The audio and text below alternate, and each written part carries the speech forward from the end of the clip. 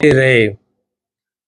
मैं अपने वो नौजवान जो कल शायद हम पर फायर करने में मसरूफ थे, और जो पहाड़ों में,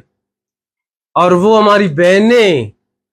जो इनके नैरेटिव को देखकर शायद ये समझ रहे हैं कि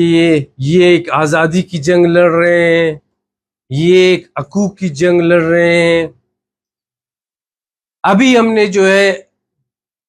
सोचना होगा कि अपने मुस्तकबिल और अपने बच्चों का, इनकी जो लीडरशिप है ये आज़ाद नहीं है,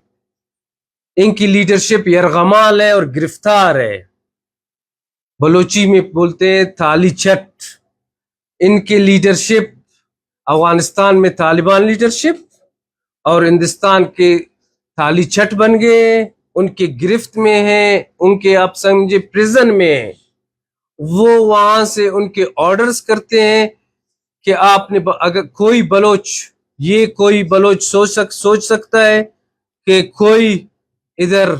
निचारी बलोच बैठा हुआ है, वो सोच सकता है कि अगर सरदार निचारी कोई उनके लिए काम नहीं करता है, कुछ नहीं करता है, लेकिन उसका घर है, उसके घर में फैमिलीज हैं, उसके घर में बच्चे हैं, कोई वहां जाकर उसके घर पर अटैक करता है, उसमें बलोच का डीएनए, उसमें बलोच का डीएनए नहीं है, उसमें जो है हिंदुस्तान का डीएनए है। कोई उमरानी बलोच ये सोच सकता है कि सरदार उमरानी ने उसके लिए कोई काम नहीं किया होगा, लेकिन उसके घर में जो बच्चे और जो खवातीन और जो औरतें हैं उस पर जाकर उन पर तशद्दुद करते हैं, वो हमारे डीएनए से है, वो बलोच का डीएनए से, वो बलोच का डीएनए से नहीं है, वो तालिबान का डीएनए से होएगा, वो हिंदुस्तान का डीएनए उसका एक होगा, उसका और बलोच का डीएनए एक नहीं होगा। आप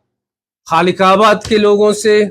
कलात के लोगों से, क्योंकि मेरा डिस्ट्रिक्ट है, मैं उसके हवाले से बात कर सकता हूँ कि जिसमें रियलिटीज हो, वहां हमने 30 से 35 हमने एम्बुलेंसेस दिए कि इज्जत से कोई डिलीवरी का केस होता है, कोई खवातीन का कोई मसला होता है, उसको इज्जत के तरीके से हॉस्पिटल पहुंचाया जाए। ये दहशतगर्द हर किली में, हर बलोच के घर जाकर एम्बुलेंसेस उठा रहे हैं हॉस्पिटल से,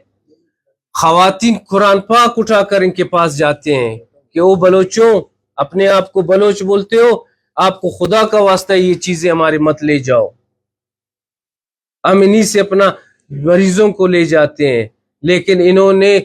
हमारे इलाकों के तमाम इलाकों से वो सहूलतें ले लिए जो हमारे खवातीन के लिए थी, और हमारी नंगो नामूस एक इज्जत के तरीके से अस्पताल में पहुंचे। ये हमसे नहीं है, इनका डीएनए बलोच से नहीं है, इनका डीएनए या हिंदुस्तान का डीएनए है या हमारे तालिबान भाई का डीएनए इस तरह हो सकता है, हमारा डीएनए ऐसा नहीं हो सकता है। दूसरी बात, हर जमींदार खलात में रहता है, हर जमींदार खालिकाबाद में रहता है,